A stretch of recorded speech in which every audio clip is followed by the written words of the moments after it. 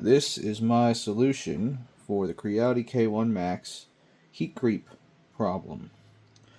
So I keep getting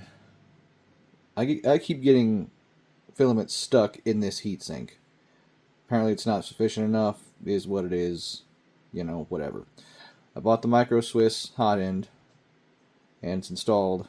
What I did was, if you look closely, I drilled that hole out to be the same width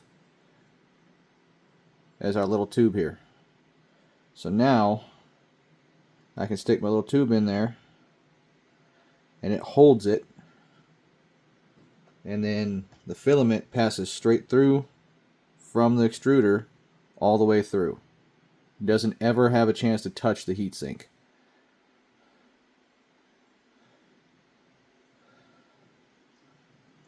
And I didn't really drill it. All I did was I took one of these little tiny files, look just like this.